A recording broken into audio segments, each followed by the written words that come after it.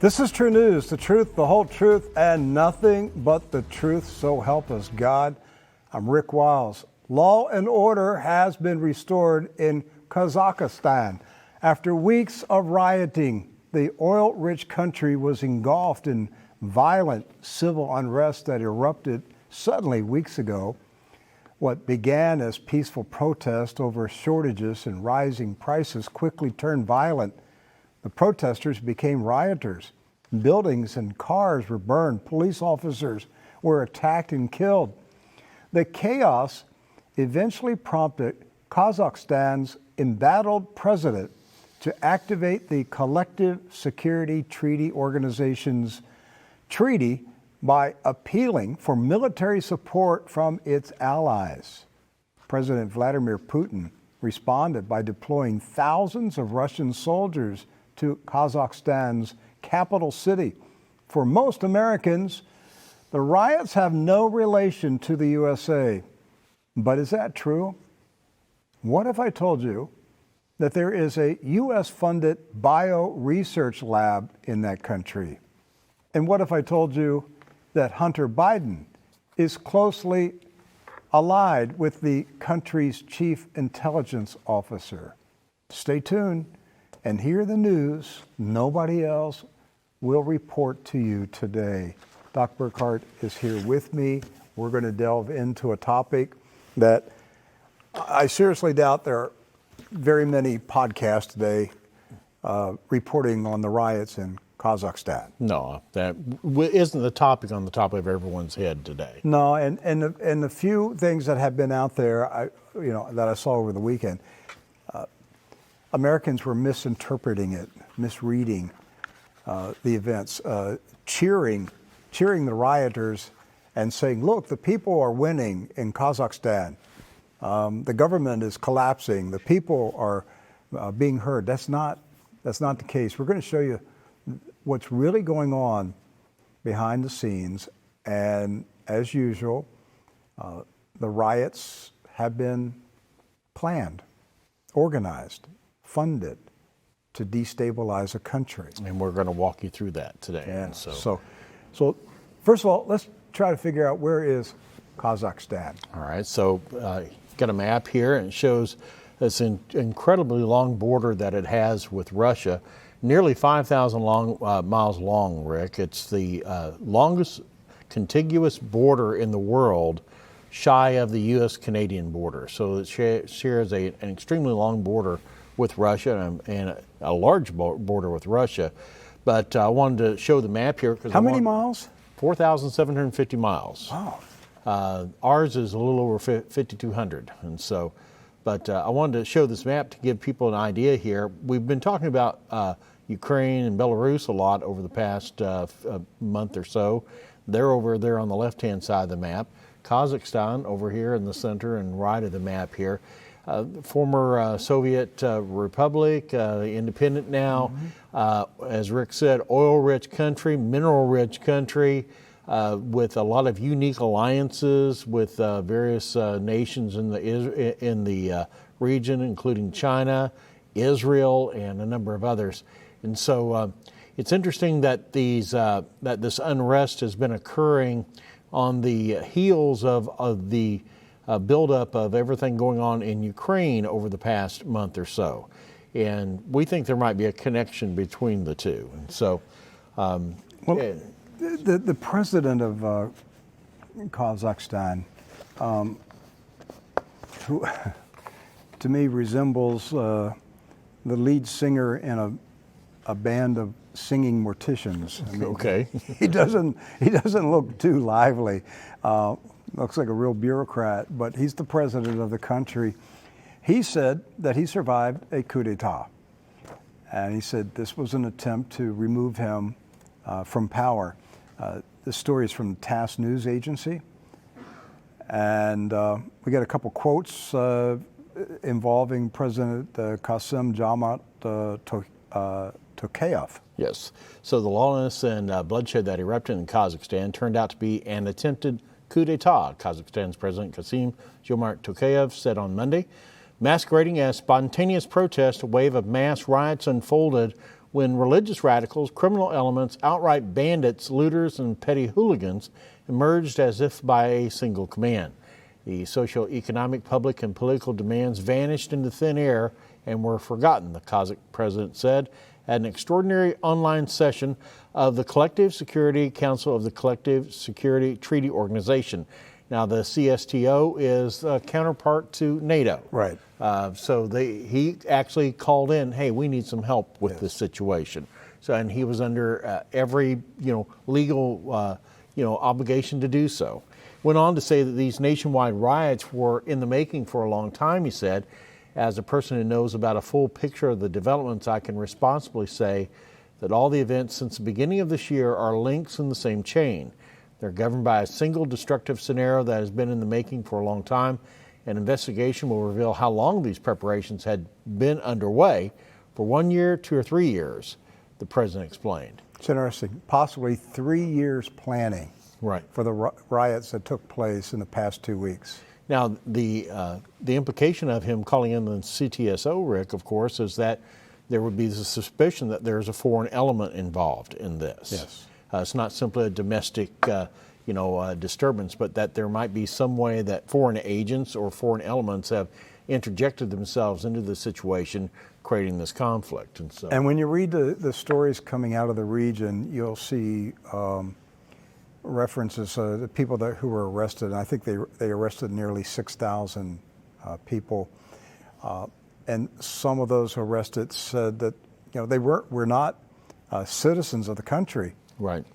But somebody would walk up to them in the country where they lived and offer them the equivalent of a couple $100, US dollars, and a plane ticket. We'll fly you to Kazakhstan.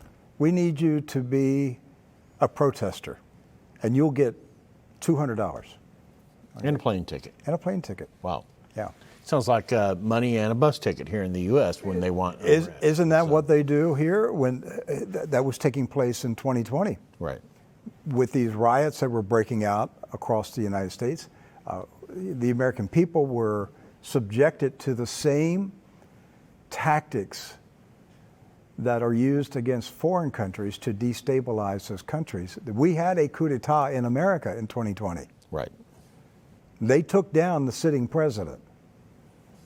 All right, and they installed a puppet that has the backing of this regime, the same regime that's carrying out these riots in other countries.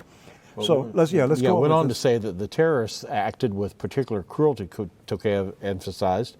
These were the attacks by well-trained professionals, including snipers with special rifles. The terrorists used their own communications and disguised themselves with the uniforms of military and law enforcement personnel, he said. The gunmen cynically used the mass rioters as their human shields, the Kazakh leader stressed. Having 5 times the numerical advantage, the bandits attacked policemen and servicemen and beat them up with particular cruelty. They have cut off the heads of 2 servicemen, Tokayev noted, and so they are actually going through the process of beheading people. And of course, that's a terrorist act of immense quality. All right, so there. So we'll take the president's words as truthful. He said that the attacks in Kazakhstan were carried out by well-trained professionals, not just protesters. Right. And they weren't just rioters. They were trained paramilitary operatives in the country. Using the rioters as shields. With snipers. Snipers were among them.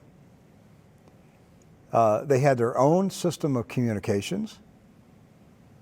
And they had military uniforms and law enforcement uniforms from Kazakhstan. Right. Which means that they had inside help to get those uniforms. Or they had the ability to manufacture them. Right. Go ahead. Let's.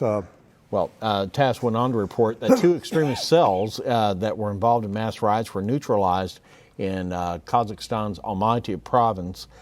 We have a quote from that article there from TASS. The We're on number 7 control. So the National Security Committee of the Republic of Kazakhstan is carrying out the measures to search for and arrest those who participated in the mass riots and carried out acts of terrorism, as well as to clarify the circumstances of the crimes involved. As a result, 2 extremist cells whose adherents actively took part in the Almaty riots between January 4th and 8th have been neutralized, the statement says. And we're going to go ahead and go with quote 8 here. According to the committee, the ringleader of one cell, a foreign citizen, had connections to foreign terrorist groups. And according to the investigation, he deliberately arrived in Kazakhstan in order to devise mass illegal action and attacks on the authorities and law enforcement. The search for his accomplices is underway, the press service said, adding that further information will not be disclosed in the interest of the investigation. So if we're assuming that the information coming from the leadership of Kazakhstan is accurate, they are pinning this on people of foreign influence that have brought in their own weapons, their own communication, their own uniforms, for the purpose of causing unrest in the nation of Kazakhstan.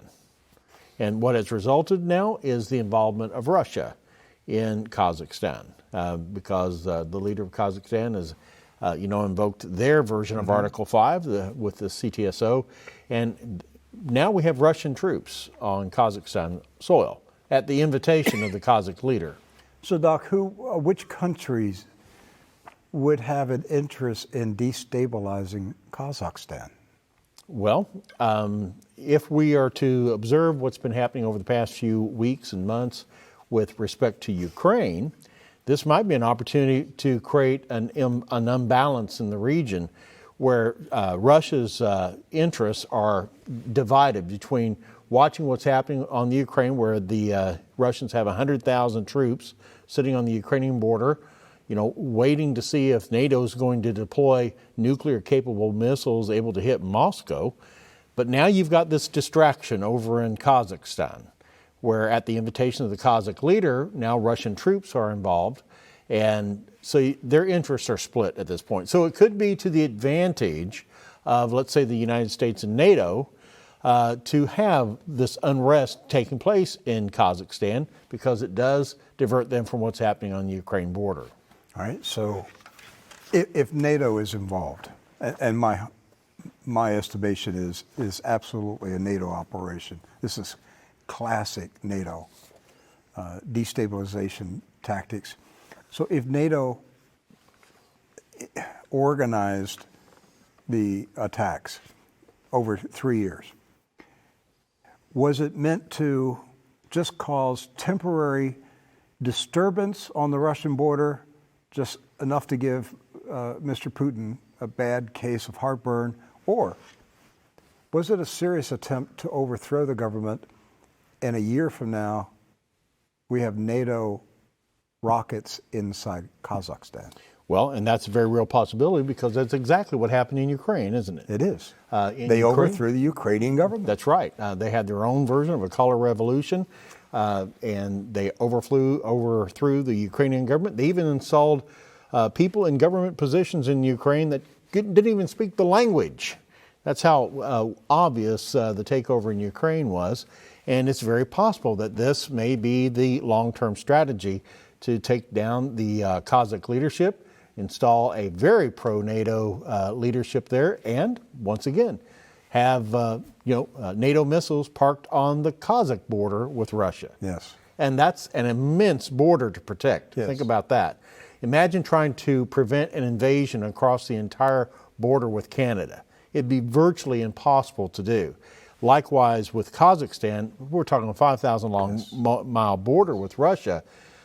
It would be virtually impossible to maintain that without dividing all the interests of Russia. And Doc, that's what I think it was. I think it was a real attempted coup so that the government would fall and NATO could put troops and military hardware in Kazakhstan and increase the pressure on Russia. And it didn't work. But that's not to say they're not going to try it again. Right. There's not going to be a second, third, or fourth attempt to bring down the government. We're telling you these things because we want you to see that there is the New World Order boys are absolutely adamant, determined to crush Russia. And I keep asking the question, why? Why? Why are Western leaders so adamant that they have to destroy Russia? What is Russia doing to us that's so threatening? That's a great question. I don't wake up in the morning worrying about what Russia is doing to me. No, not at all. The Soviet Union days passed away decades ago. But they're picking off the Soviet satellites one by one. NATO is yes. virtually, and so, and they realize that. And so it's interesting to see how this is all playing out, Rick. You found go ahead. You found an article today. This is from Aki Press, and it's regarding a musician Vikram Ruzakunov, returning to Kyrgyzstan, saying he made a false statement to return home. Did you read this story? Yes, this is kind of an interesting story here, Rick. What do you think is shaking out? What do you think is going on here? Well, let's read the story, and then we'll have some comments. Okay. Well, Kyrgyz musician Vikram Ruzakunov was brought back to Kyrgyzstan after he was detained in Kazakhstan. I've heard. Keep your stands correct. Yeah, so, all right. Yeah. He's from Kyrgyzstan. Right. And we're talking, and the riots were in Kazakhstan. Right. So I've heard from cellmates that if I make false confession in front of a camera, I'll be extradited to Bishkek. Vikram told reporters in Bishkek, explained the video in which he confessed that he allegedly participated in rallies in Kazakhstan. So basically, they're saying he's a player in encouraging the riots. I decided to make a false statement. All confessions on the video are false. It was easy. It was an easy way to get home soon. It's worked, the musician said. He said after detention, he told law enforcers that he is a famous musician. But he goes on to dig down deep in this. He says, I was not forced to confess. No tortures were used. The bruises on my face are the result of what happened in Samsi village during tough detention. The military used brutal force. They detained everyone, citizens of Kyrgyzstan, Uzbekistan, Tajikistan, and even Kazakhstan. 5 Kyrgyzstanis were in my cell together with me. They are not guilty. They'll be released tomorrow. Ruzakunov said earlier Kazakh media spread the video on which the man says he arrived from Kyrgyzstan to participate in the protest. He said he was allegedly promised 90,000 tenge, that's $200, for that. The detained man was recognized as famous pianist and jazz musician Vikram Ruzakunov. Now, what's being set up here, and if we want to go back to number 9 for control there, I want you to see the picture. He wasn't forced to confess, Rick, just so you know.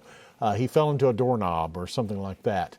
Thus all the bruises on his face. But or he got the bruises on the streets fighting the police. Right. That's what likely happened, because he makes a self-confession, basically, that he was paid to be there, as well as a number of others. And not just from Kyrgyzstan, but from Uzbekistan, Tajikistan, so they're pulling in players. But he also said, that's a false statement. I deliberately told them I was paid to be there. So it is kind of confusing, isn't it? Yes. I don't know what the story is on this guy. He said, I made a false statement. I was told, hey, just lie and admit to being a terrorist, and they'll let you go home. But they didn't torture me, but my face is beat up. So let's assume that he's lying about confessing, okay? Let's say he's telling the truth, that he really is, that he was paid to be there. Mm-hmm. All right, well, that fits into the scenario that, and this has happened in the past where NATO has encouraged, freedom fighters, they'll call them freedom fighters. If they're on our side, they call them militants on the other guy's side. Or if they're in the United States, they're called white supremacists. Right. And so they'll encourage these guys to go and do things, create melees, create riots and everything like that. And then when law enforcement picks them up, they simply say, we'll just send you back home because we might need you again in the future. Yes. So. Yes. They have different names for these groups. One group is called ISIS. Yes. Completely fabricated group. Yes. And so And they were known for beheading people too. Yes, So. and when the war in Syria did not work the way that Obama and Hillary Clinton thought it was going to work, the ISIS terrorists went home to Western Europe. Yes. Do you remember the stories? Yes. How Great Britain and France and Germany said, welcome them in. We need to welcome them in, and let's not make them angry. They are citizens. What they did in Syria was what happens in Syria stays in Syria. Yeah. I'm telling you, this is a NATO operation. It's a destabilization operation to take down the government of that country. So we're going to show you how it's going to become more interesting here in a few minutes. Vladimir Putin made a statement today, and he said that he's not going to allow color revolutions. Now, when he says color revolutions, he's talking about George Soros and the CIA. And we've got a quote from this article also. Sure. Russian President Vladimir Putin has said the Moscow-led Collective Security Treaty Organization military alliance would only remain in Kazakhstan for a limited time. He also said the bloc's intervention was a signal that it would not allow any governments in the region to be undermined. Putin said the deployment of CSTO troops had prevented armed groups from undermining the basis of power in Kazakhstan. And this is a quote from the president. The measures taken by the CSTO made it clear that we would not let anyone destabilize the situation at our home and implement so-called color revolution scenarios, Putin said, referring to several revolutions in post-Soviet bloc countries over the past few decades. Some of those countries, of course, Ukraine, Hungary, Georgia, and several others that have experienced these color revolutions that we tie directly back to George Soros, because he's funding these things. And we had one in America in 2020. Sure, Black Lives Matter and Antifa were a color revolution. It was a George Soros operation. This is why I'm trying to get you to see the connection, that what has been done to Kazakhstan in the past several weeks is the same thing that was done to the American people last year. We were destabilized. And the American people didn't understand what was happening. They didn't know how to react to it, and they allowed them to carry out the plan. And the result was we had a rigged election in which the establishment, and when I say rigged, I don't necessarily mean the votes were changed, and they were in some places, but the entire election process was rigged from the get-go. They had a system.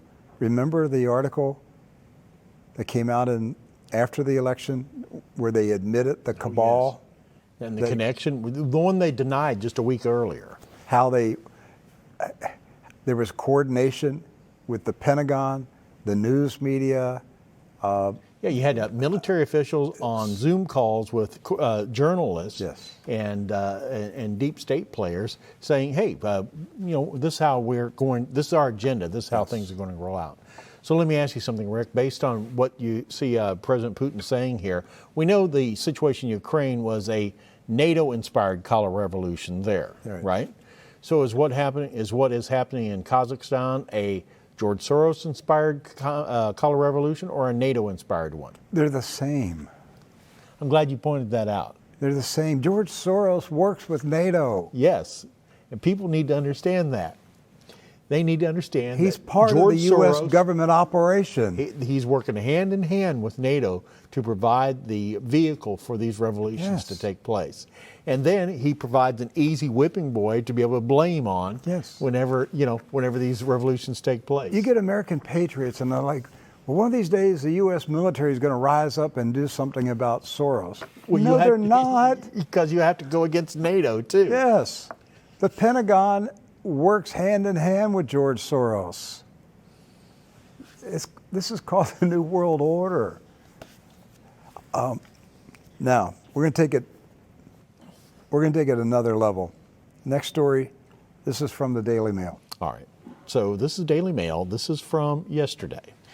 Kazakhstan denies military laboratory was seized by rioters after Russia claimed a possible pathogen leak occurred at controversial facility, as country's health ministry says more than 160 have been killed during protests in the country. Now, unless you had your antenna up and were watching for stories like this probably would have dropped off everyone's radar.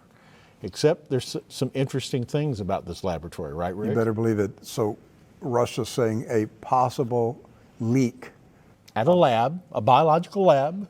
That was built and funded by the U.S. government. Yes, and that's the important thing. Now, a lot of people may be asking, well, what in the world is the U.S. funding a biological lab in Kazakhstan for? Well, Doc, a lot of us have been asking that question for years. And Russia's been asking that question. Russia's been implying that these U.S. funded labs are actually outsourcing for biological warfare research. Right. And there's other U.S. funded labs in different countries, like in Georgia and in Ukraine. And Wuhan. And so all of these funded by the U.S. government. But let's so go back to this I wonder one here. if Anthony Fauci has visited this lab. Well, I don't know if Anthony Fauci has or not, but U.S. money has definitely visited the lab, and it's been there for quite a while. And so officials in Kazakhstan have denied that a controversial military biological laboratory was seized in the recent unrest. That right there, them denying it, should cause you concern. So, which has so far claimed 160 lives since starting on January 2nd, the riots, okay? Russian media highlighted claims that the U.S.-funded facility near Almaty was compromised, resulting in a possible leak of dangerous pathogens. Well, you should be concerned about it, right, Rick? Absolutely. And this is, again, on the doorstep of Russia. Yes. And Russia should be concerned about it. Very concerned. They've been concerned about this laboratory for years. And we've actually brought this up from time to time here on True News over the years. This chain is literally a chain of bio-research labs that the U.S. government has built. And basically in former Soviet bloc countries. Yes, along their border. Right. And so this secret biolab, funded by the U.S. Defense Department, which has links to Russia and Chinese scientists, was also compromised in the disturbances, according to social media claims that it was seized. This is not true. The facility is being guarded, said the health ministry, which is responsible for the Central Reference Laboratory in Almaty. Official Russian news agency TASS had highlighted alleged social media reports that it was taken over by unidentified people, and specialists in chemical protection suits were working near the lab, so a leak of dangerous pathogens could have occurred. Okay. First of all, let's notice the lab in Kazakhstan is funded by the U.S. Pentagon, not the National Institute of Health. Yes. The Pentagon. Why does the United States Department of Defense have a bio-research laboratory in a country next door to Russia? Well, there's only one reason why. That they have to prepare for biological warfare with Russia at some point. And you have the agents as close to Russia's border as you can possibly get them. I mean, imagine, as we've done many times, what if Russia had a bio-research lab in Mexico? Just across the border. Across the border from Texas. What would be our attitude? We'd be freaking out. We'd be demanding they remove the lab and any trace of the lab. And what if they built another one in Canada?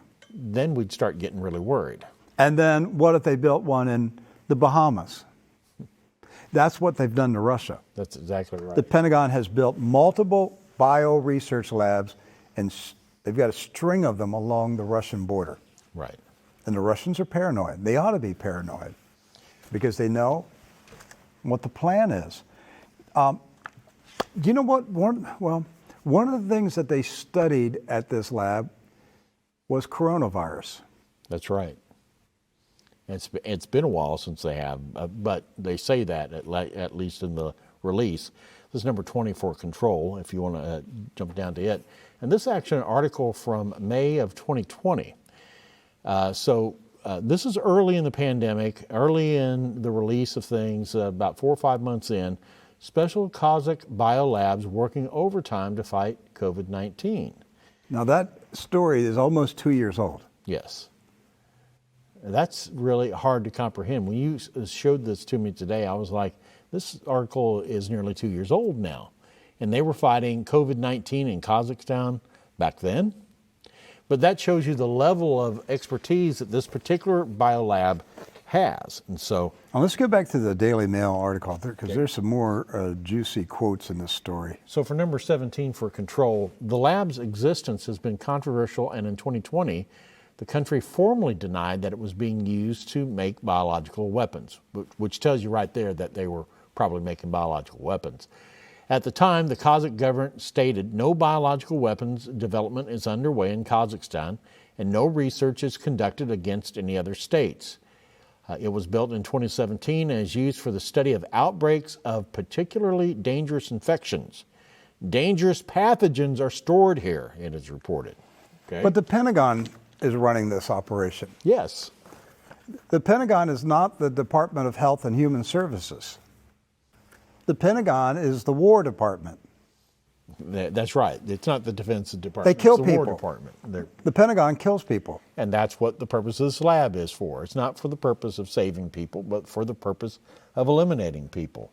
In 2018, there were claims, officially denied, that a new strain of meningitis had leaked from the lab. The Kazakhs said earlier that no U.S. personnel remain involved in the lab's work, which included the study of COVID. Now, it says that, but that means at some point in the past, U.S. personnel were involved, at least in some point. In the study of COVID. Right. It goes on to say the head of the security service, Karim Masimov, a close ally of ex-President Nursultan Nazarbayev, has been detained on suspicion of treason relating to this week's mayhem, and other officials have been purged by President Kassym-Jomart Tokayev, who is now seen as dependent on Vladimir Putin for remaining in power. So let's keep that name, Karim Masimov, in mind. Friend of the president, of the ex-president, all right, that had been pushed out, and now he's been detained on suspicion of treason. So now the head of security service was directly aligned with everything that was going on as far as, anything related to defense, including biological warfare, anything like that along the way. So let's keep that name in mind. So the head of the nation's security service. So this could be comparable to the FBI, the National Security Council, kind of combined together. Maybe, the Defense Intelligence Agency, a high-ranking national security intelligence official, the highest-ranking one in Kazakhstan. Right. And he was detained over the weekend and charged with treason. Now, just that's him on the left. Get a good look at that face, because we're going to show you another photograph in just a minute. So the guy on the left is the chief security officer of Kazakhstan. He's arrested for treason, which means that the government has reason to believe that he had involvement in the riots. Right. So that would be comparable to Christopher Wray, the head of the FBI, being arrested for involvement with Black Lives Matter riots. Right. It'd be the same thing. Big news story, wouldn't it? Sure. But they go in the FBI and they carry out they handcuff the director of the FBI because he's secretly helping Black Lives Matter burn down cities. Right. Okay. That's what happened in Kazakhstan over the weekend. Their head security chief was arrested and charged with treason. Now, so from Al Jazeera, it says the former head of Kazakhstan's Domestic Intelligence Agency, which would be comparable to our FBI, has been detained on suspicion of high treason after he was fired amid violent protests. The National Security Committee, or KNB, said in a statement on Saturday its former chief, Karim Masimov, a close ally of Kazakhstan's founding president Nursultan Nazarbayev, was arrested on Thursday after it launched an investigation into charges of high treason. And so they definitely make the connection between Karim Masimov and all the color revolution that's taking place in Kazakhstan right now. Well, So who is this guy? Well, let's take a look at the next article. This is from Zero Hedge. Well, looky there. There he is on the right. The guy on the right, that's the guy that was arrested for treason. And he is standing next to, well, that's Uncle Joe. Joe Biden himself. And beside Uncle Joe is Hunter Biden. Yes. What a small world this is. And we got a little bit better photo. This is from the New York Post. And actually, this is a photo. This story ran in October of 2020, Rick. And so, so this story has actually been out there for a while. This photo shows Joe Biden meeting Hunter's alleged business partner from Kazakhstan. And quote from the article, remember this is October 2020. And this came from the Hunter Biden laptop files. Right. So a new photograph has emerged of Democratic presidential nominee Joe Biden posing with Hunter Biden and Knez Rakishev, a Kazakh oligarch who reportedly worked with the former Veep's scandal-scarred son. The snap, first published by a Kazakhstani anti-corruption website in 2019, follows last week's bombshell post exposés detailing Hunter Biden's overseas business dealings and a report claiming Rakishev paid the Biden scion as a go-between to broker U.S. investments. Now, in the undated photo shared by the Kazakhstani Initiative on Asset Recovery, the former vice president can be seen smiling with Kazakhstan's former prime minister Karim Masimov and his son, who is flanked by Rakishev. So let's put number 24 back up on the screen here.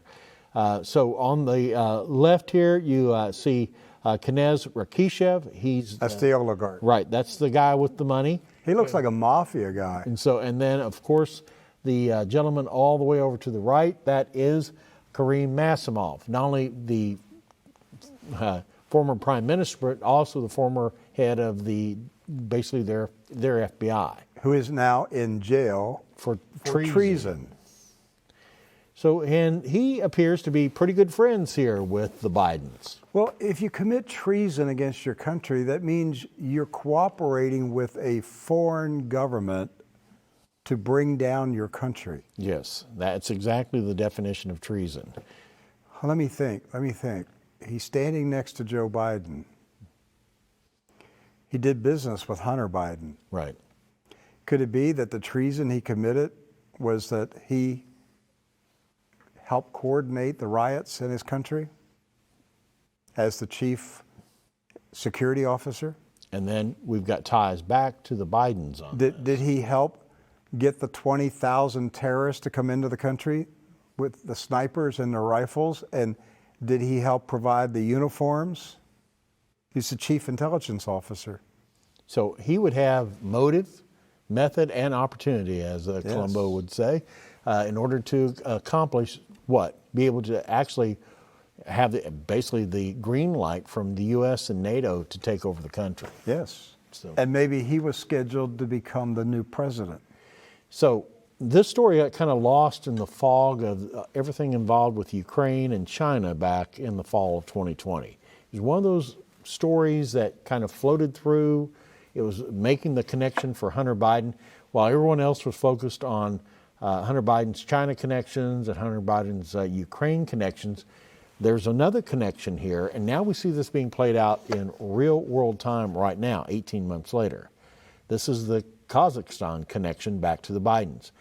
And this just shows you that this operation that the Bidens have been running for decades is a global operation. Crime syndicate. And it's influence peddling. Listen, the things that are happening in Kazakhstan right now, if you look back to Karim Masimov, he was being handled by NATO in order to assume that leadership role. They've caught on to it. Russia now has troops in Kazakhstan. Russia now is saying that perhaps a pathogen was leaked from a U.S.-funded lab. Doc, I can tell you where I can see that one going. As soon as I read that story early this morning, my fertile mind imagined 3 months, 6 months from now, I could imagine the world is told there's a new virus. Yes. And it's coming out of Kazakhstan. It came from Kazakhstan, and Islamic terrorists working for Putin stole it from a U.S. lab in Kazakhstan, and they've released it in America. Yes. Get ready. There's the propaganda storyline. And I guarantee you this next wave, whatever it is that they're going to release, is going to make what the current fake pandemic look like child's play, because they've got to get serious on the next one, don't they? Yeah, they do. And the stuff they were working on at the lab in Kazakhstan was like Rick said, that was military grade operations there. That wasn't some money going from the National Institutes of Health. This is being funded directly by the Pentagon. What does the Pentagon do? They blow up things and they kill people. Yes. Okay. And so that's what the purpose and of this they run lab drugs. is. So. And they run drugs. So. Out of Afghanistan. Yeah. Well, they fly the drugs for the CIA. And CIA puts it on the market for them. Yes. So. America, you're run by a criminal outfit. That's the truth. You've been under a criminal government since 1963 when they killed John F. Kennedy. And it's just different crime families in operation at different times. And this is why nothing's going to be done about Hunter Biden or Joe Biden. No, not when you see pictures like that. No, because Joe Biden has been a faithful stooge for the Pentagon and NATO. He's gotten the deals done, and they're not going to throw him under the bus. They're not going to. You think the Pentagon cares about corruption? The Pentagon is corrupt. Yeah. They don't care about corruption. They are corrupt. The leadership of the Pentagon is corrupt. They're not going to investigate Hunter Biden. People keep waiting on the military is going to stay. No, the military is corrupt. You got to face it. Our military leadership is corrupt. The whole stinking government is corrupt. The whole society is corrupt. It's godless. It's corrupt. It needs Jesus Christ. We're being ruled by very corrupt, evil people, madmen, who are killing people now on mass scale. And it's so big and it's so deep that most people, one of two reactions. Number one, they can't comprehend it, or if they do, it's so big it scares you. They won't comprehend. Yeah, it's like it's so big I don't want to think about it. Right. It's so deep, it's so big. All we're trying to tell you here today is what happened in Kazakhstan over the weekend is a big story. And there's a lot more to it than you see on the surface. Because on the surface, it just looks like, oh, people were angry about shortages and rising prices, and it got out of control. The protests erupted, and then people started burning cars and houses. And so, no. There's something a lot deeper. And when you see that there is a Pentagon-funded bio-warfare research lab in Kazakhstan. You know where the next pandemic is coming from. And when you see that Hunter Biden and Joe Biden was business buddies with the intelligence chief who was arrested for treason, then you know this is a lot deeper. But they're not going to talk about it on Fox News tonight. They're not going to talk about it on CNN or MSNBC. That's for sure. You're not going to hear these topics because they're not allowed to go there. They're just not allowed to bring up truth. And that's why you keep coming back to True News, because we tell you to the best of our ability what we see going on in the world, and we try to connect the dots, try to figure out where are they taking the world, what are they up to, what's the end game. And I've come to the conclusion the end game is to get rid of you and me. That seems to be the path that they've Yes. chosen, isn't it? And when I say you and me, I'm talking about, about 90% of the world's population. I really believe that's the end game. That the ruling class believes that technology, artificial intelligence, and robotics will advance at such a rate over the next 10 to 15 years that they will not need a population on the planet anymore. They could get rid of everybody, and a very small portion of the population of the world could run the whole planet using artificial intelligence and robotics and own the whole planet. Yes. And not share it with 7 billion people. Just get rid of them. And I really believe that's where they're at. These people are psychopaths, and they have a plan to depopulate the earth. And I believe that behind the scenes, they're working with actors that you would not imagine on the surface they would be working together. Again, why is Fauci involved with Wuhan? Why doesn't anybody ask that stinking little imp, what were you doing in Wuhan? Why are people so polite to him? Why is it only Rand Paul is the only member of the U.S. Congress that will even stand up to Fauci? Why are the rest of them afraid of Fauci? And he's the only holdover from the previous administration, too. And the highest paid employee of the U.S. government right now. Holdover from how many administrations? But for him to hold the same position with the Trump administration and the Biden administration, in spite of everything that's happened, Operation Warp Speed and everything else, and we're still at the same place. And so, hey, two more stories on this before we move on, slightly involving Russia. I found this out of Canada, CTV News. Excuse me. Yeah, Canadian Foreign Affairs Minister. Yeah, Canadian Foreign Affairs Minister Melanie Joly hasn't ruled out the possibility of Canada sending weapons to Ukraine. And this just further fleshes out the increasing conflict in Ukraine, balancing out the stories from Kazakhstan here. In that NATO is committed here to continued aggression toward Russia at this point, now even looking at funding openly, declaring that they are funding troops. Meanwhile, over the next few days, everything's building up to this upcoming NATO-Russia conference that's going to be taking place over here within a few days.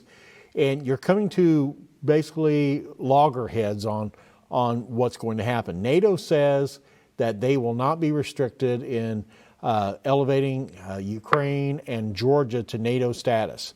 Russia basically saying that's a non-starter for them. They're holding to the NATO charter, saying this was never meant to, the creation of NATO was never meant to be used this way.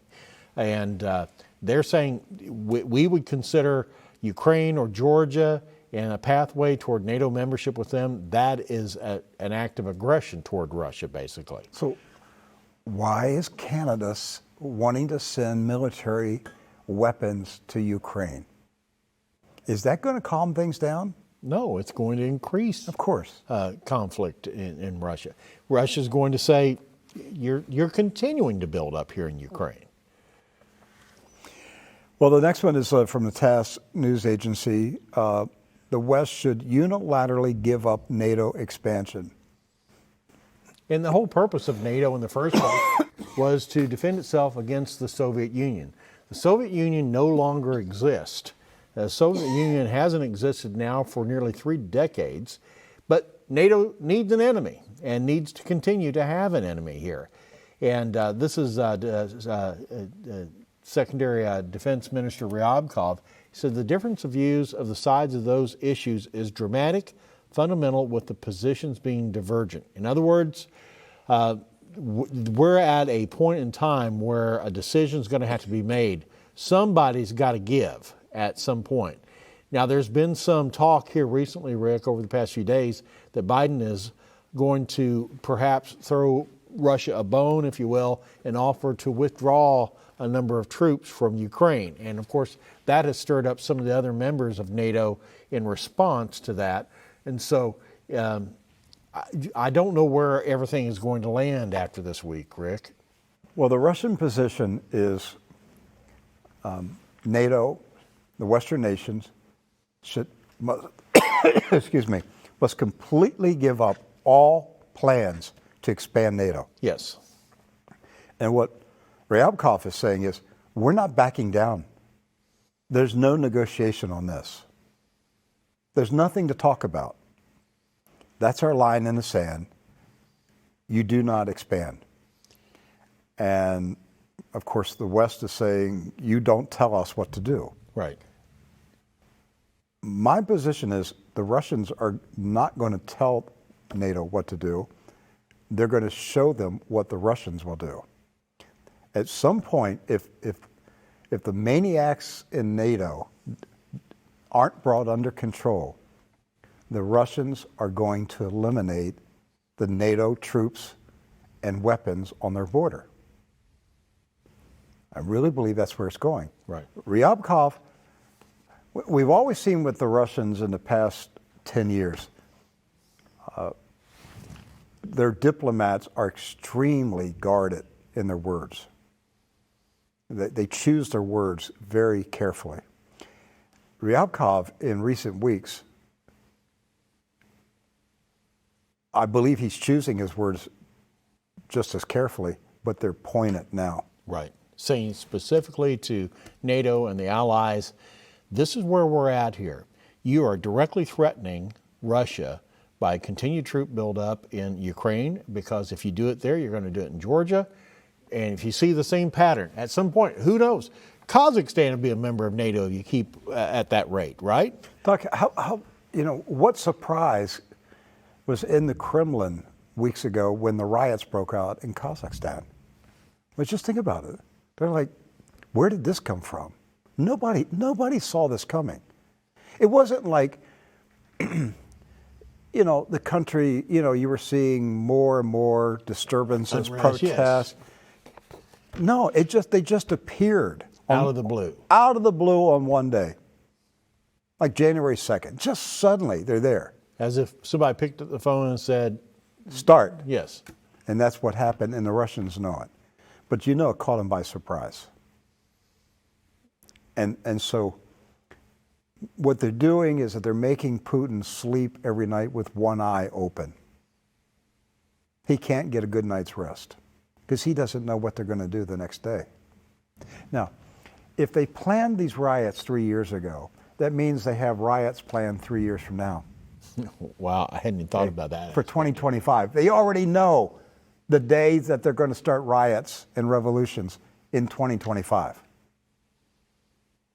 This is how you've got to understand the way that these people think and plan and operate, which is that they have their everyday scheduled plan, including the news reports, the news stories are already pre-written. The stories are written. The people are trained and paid. The stories are written. We're living in a matrix.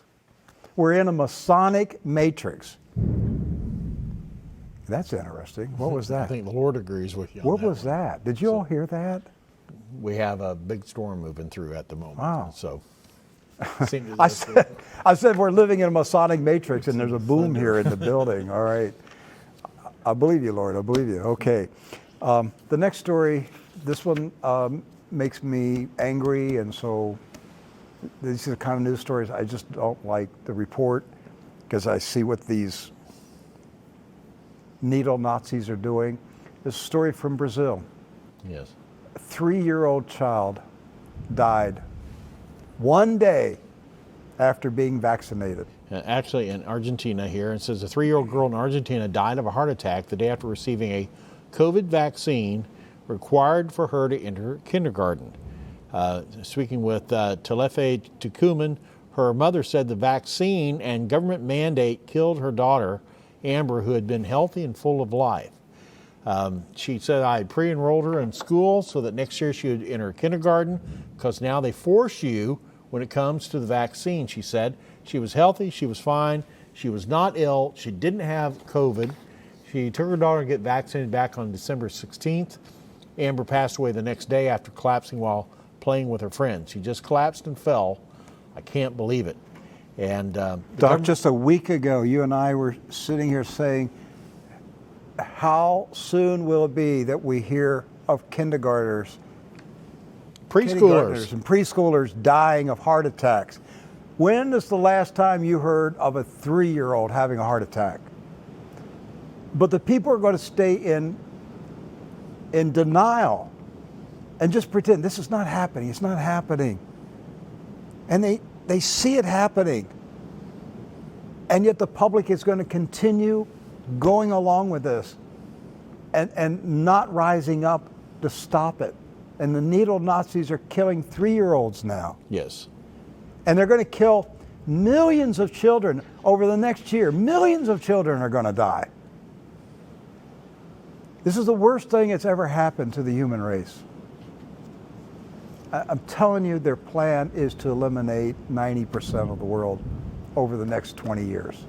The goal is a systematic reduction of the human population. The goal in Argentina this year is to vaccinate every single individual in Argentina before the end of the year.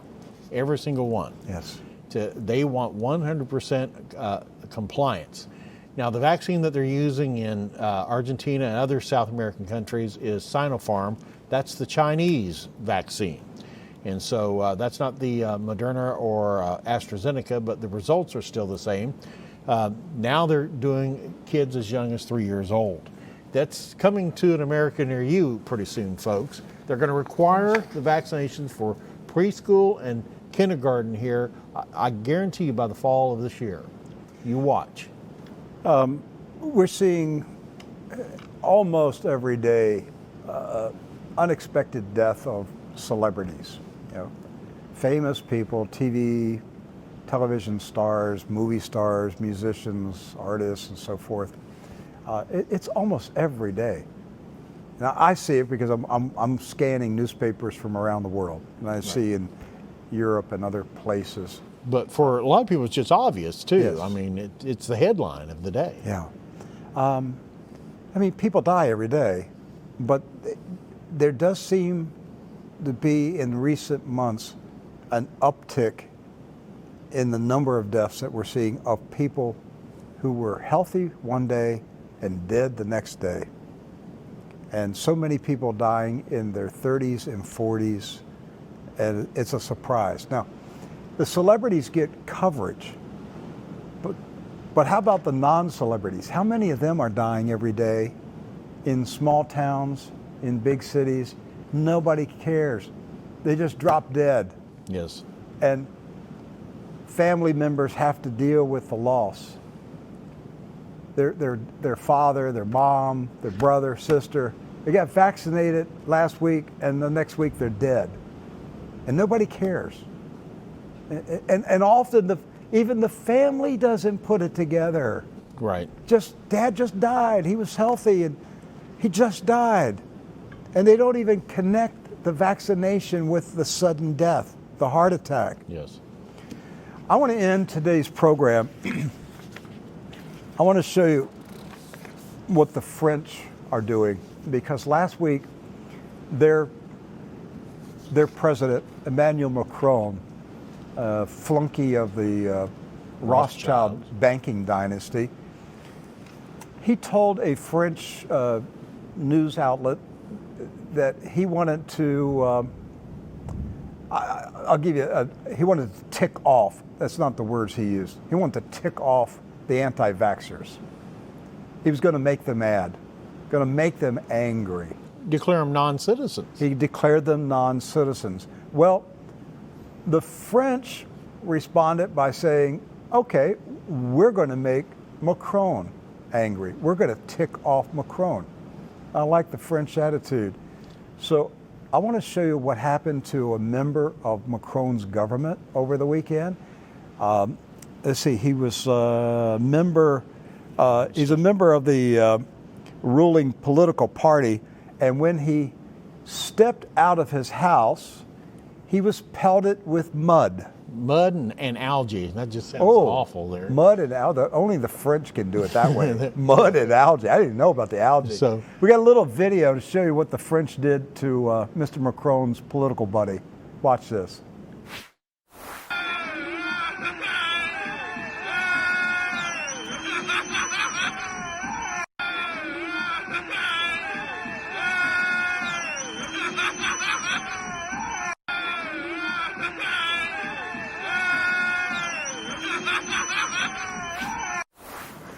The French are doing it right. yes, they're tired. Americans, stop being so,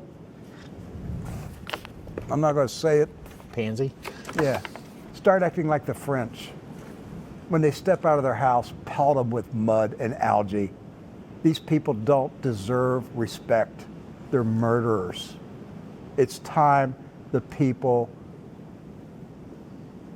let these tyrants know we're not going to tolerate the mass death that you're pulling off in this world, killing 3-year-old children. It is time that there is an uprising of the righteous. We have to put down this evil, wicked regime that is taking over the world. That's all I'm going to say. We've got to get it done. I'll see you tomorrow. God bless you.